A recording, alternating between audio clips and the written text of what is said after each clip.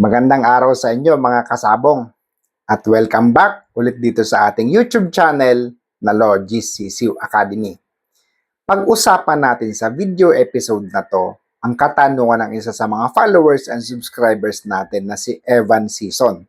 Sabi ni Evan Season, hanggang kailan ba pwedeng gamitin ang mga breeding materials lalo ang babae? Ano ba ang limitation nila? Hanggang kailan ba sila pwedeng mangitlog? So, napakagandang katanungan dahil napapanahon yan, dahil breeding season sa ngayon. So, it is very important na tuwing breeding season, nakaprograma ang pagbe-breed natin. Nakaprograma kung hanggang kailan natin gagamitin, nakaprograma kung kailan tayo mag-uumpisa. Ang importansya naman yan dahil unang-una, sabi nga natin, kung gagawa tayo ng breeding material, dapat sasaktuhin natin na pulit sila. Kumbaga, kung magbe-breed ka, dapat ang anak niyan, mayroon kang purpose or mayroong specific objective kung para saan yung iaanak niya na yon. So, halimbawa, off-season breeding, gagawa ka ng breeding material. So, you have to make sure na 7 months or 8 months siya pagdating ng breeding season ang iaanak niyan para masaktuhan natin. Kasi pag sumobra naman, pwede maglugon, sayang lang. So, sa paggawa naman ng mga panlaban, kailangan masaktuhan din natin siya, So, pag gagawa tayo ng panlaban, halimbawa, early bird. So, October 15 born ang early bird. So, pag masyado nating naagahan ang breeding, posibleng hindi makapasok sa banding. Sayang lang, At kung makapasok man, pagdating ng labanan, full swing ng labanan, lugon na sila, hindi rin magagamit. Sayang din naman, sayang ng pera. Matutulog ang pera sa manok, Kaya talagang it's really important na may program at malaman natin ang mga impormasyon na kailangan natin sa breeding. So, una, hanggang kailan pwedeng gamitin ang mga inahin? So, para sa akin, sa experience ko, ginagamit ko ang mga inahin hanggang hindi sila naglulugon, Kasi pag nag-umpisang magbagsakan ang mga balahibo ng mga yan, siguradong hindi naman yan mangingitlog, Hindi naman yan mangingitlog at mas lalo na pag nag-uumpisang tumubo yung mga balahibo niya na maliliit, yung parang mga karayom. Kasi pag bababa ang lalaki, papatong, tutuka. Pag natuka niya yung mga karayom na yun, masakit yun. So, parang madadala ang mga babae, iiyak, tatakbo. At ang magiging resulta niyan, sa sobrang frustration ng lalaki, papaluin niya ang babae, posibleng madisgrasya, posibleng mamatay o magkasakit ang breeding stocks nyo or breeding materials nyo. So, isa yun sa mga repercussions or consequences. So, sa lalaki naman, kung hanggang kailan siya pwedeng gamitin, ginagamit ko siya. Unang-una, pag wala akong choice, kumaga, ang ideal is gagamitin natin yung sariwan-sariwa, either stag, 8 months, bagong lugon. Although gumagamit ako ng mas bata, 7 months, pero battery type lang. 6 months or 7 months, basta may similya, battery type lang. Pag wala talaga akong choice, kasi minsan may mga nadidiscuss ang brood stocks, and kung ano-ano pang factors na pwede maka-apekto o lugon, ganyan. So, nag-uumpisa ako, gumagamit ako ng mga lalaki na either bata pa, basta sariwang-sariwang balahibo, battery muna papababaan. Kasi pag pinagsama mo sa babae, babagsak yan, may stress yan. Sa sobrang gigil niya, posibleng hindi kumain, babagsak ang katawan, magkakasakit. And marami nagkakasakit na mga brood stags, pag binabad natin ng matagal. Kaya mag-ingat kayo sa ganyan.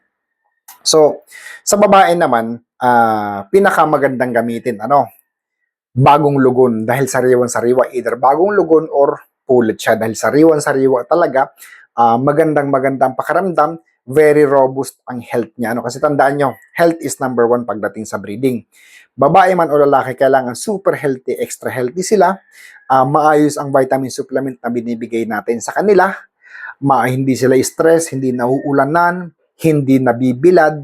Kumbaga, you have to, kailangan ilagay mo sila doon sa tao, doon sa honeymoon period, honeymoon phase, na talagang i-enjoy lang nila ang mating para makapagpalabas tayo ng talagang super healthy na individuals or breeding materials. So ngayon, sa lalaki, pwede bang gamitin paglugon? Ngayon, ako, sa experience ko, gumagamit ako ng lalaki na lugon, pero yung pabalik na, yung mga ganyan na ang buntot, ganyan na mga balahibo pataas. So, ibig sabihin kasi niyan, yung katawan niya, nangangailangan ng maraming protina, nangangailangan ng maraming nutrisyon. So pag nangailangan siya ng maraming nutrisyon, nare-restore na ang balance ng katawan niya. Lalo kung napapakain mo siya ng maraming protein, healthy na pagkain, nare-restore na ang balance ng katawan niya. So posible nang mag-produce ng healthy na mga anak. Hindi lang ako gumagamit ng lugon na breeding material, yung pabagsak pa lang ang balahibo, yung tipong pahulog pa lang ang balahibo, hindi ako gumagamit yan. Kasi unang-una, pag pabagsak ang balahibo ng manok, konti ang nutrisyon na kailangan ng katawan niya. So alam ng katawan niya yan. So either konti lang ang kakainin niya or konti lang ang i-assimilate or i-absorb ng katawan niya na nutrisyon. Kaya either way, hindi maganda. Kasi parang pabagsak ang katawan niya, pabagsak ang nutrisyon ng katawan niya, hindi siya magpuproduce ng similya na maayos. Unlike nung pabalik na ang balahibo niya, nag-uumpisa na ang katawan niya na i-regulate, i-balanse, so posibleng mag-produce na siya ng maayos na similya. So sa babae lang hindi tayo pwedeng gumamit ng lugon kasi whatever happens, hindi talaga mangingitlog yan, hindi magpapababa yan. So katulad din ng sa tao, so yung urge to mate ng isang tao is unless may severe injury or may malala kang injury, you have no desire to mate. Pero kung simple injury lang or tamang condition, you have that desire to mate. Kasi there is the biological design ng nature, sa lahat ng hayop or all across the animal kingdom. So, ganun yung condition na kailangan ng animal kingdom para mag-mate, So, hanggang kailan pwedeng gamitin ang breeding materials? So, sa lalaki, sa akin, sabi ko nga, ginagamit ko siya hanggang hindi bumabagsak ang katawan, hanggang hindi bumabagsak ang mga balahibo.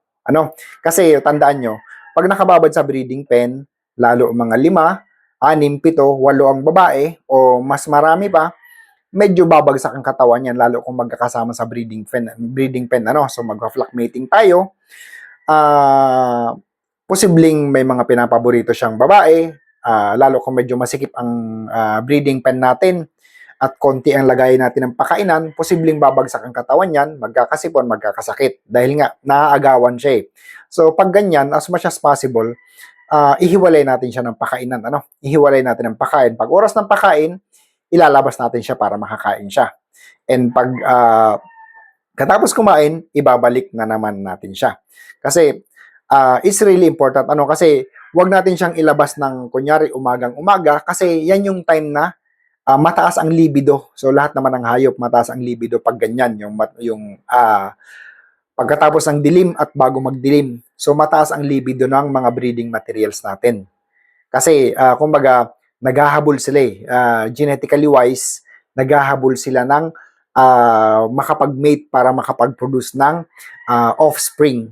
So ganun yung nangyayari sa breeding materials. Kaya sa lalaki, as much as possible, ilabas natin siya tuwing kakain, pagkatapos ibabalik na naman natin siya. And it is really important na magkaroon siya ng day off kahit once a day man lang. Once a week, sorry. Kahit Sunday man lang, ilabas natin siya, ganyan. So, mare-reinvigorate siya, ma-freshen up siya, babalik yung libido niya, hindi siya magsasawa, hindi siya bugbog sa kakakasta. So, ganun. So, as to hanggang kailan gamitin, hanggang hindi siya naglulugon, hanggang hindi bumabagsak ang katawan. Kasi pag bumagsak ang katawan at naglugon siya, pag bumagsak ang katawan niya at ginamit mo pa rin, magkakasakit yan. So, masisira ang breeding program natin. So, as much as possible, lagi natin chine-check dapat ang mga broodcocks. Now, as to sa mga babae naman, so hanggang kailan at ano ang limit ng itlog nila?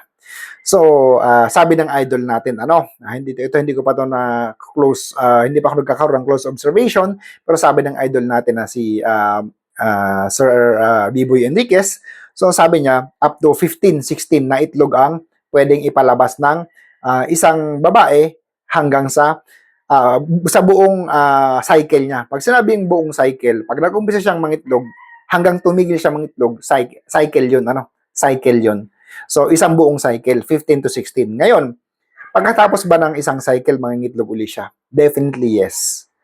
Magsa-cycle ulit siya. Magpapahinga lang siya ng mga 1 linggo, i-regulate lang ng katawan niya ang nutrisyon, ang kailangan, yung kondisyon para ma-meet yung standards ng katawan niya para makapag-mate ulit or makapagpakasta ulit para mangitlog, magsa-cycle na naman yan. So, hanggang kailan pwede silang gamitin? So, hanggang hindi sila naglulugon para sa akin. Kasi ako, ang programa ko, yung ginagamit ko ng babae, ng mga sariwa, ng early bird, ginagamit ko siya hanggang local born. So, pag sabing local born, mula October, ginagamit ko siya hanggang December. Ano? So, pag January, papalitan ko na naman yan ng mga bagong lugon or mga pullets na ginawa ko kasi nakaprograma na ang sistema ko ng breeding. So, papalitan ko na naman siya. So, essentially, October, November, December. So, 3 months, So, 3 months pwede ko siyang magamit. Basta ang rule, kapag naglugon, tanggalin, And, ito, paano naman kung ililipat mo sa ibang lalaki? Paano naman kung ililipat mo siya sa ibang lalaki? So, posibleng may similya pa siya ng naunang lalaki na ginamit mo sa kanya. So, dito sa atin, ang practice natin, pinapaliguan natin ang babae para mapuwersa siya na mag-cycle ulit ng pangingitlog. So, ibig sabihin, pag pinaliguan natin siya, titigil siyang mangitlog. Ilalabas niya lahat ng itlog na may similya man o wala, na galing doon sa naunang lalaking ginamit natin. So, after mga 1 week, 1.5 weeks, titigil na siya mangitlog, pinaliguan mo na, ganun ulit, parang pinapriming mo ulit siya, purga, turok, ligo. And then, after that, makikita mo, mapula na naman ang mukha niya, mag-uumpisa na siyang mangitlog na naman ng wala pang laman, pwede na naman natin siyang ilagay sa isang lalaki ulit para mangitlog na naman siya. So, hanggang hindi siya naglulugon, magagamit natin siya. So, ang mga iniiwasan ko lang dyan, kapag palugon na, hindi ako gumagamit ng mga babae na para sa papuro. Kasi talagang medyo mahina na rin ang similyan nila pag gastado na sila. So, yun lang guys. Maraming salamat sa inyong lahat. Master Marcos ulit ito ng Team Longis.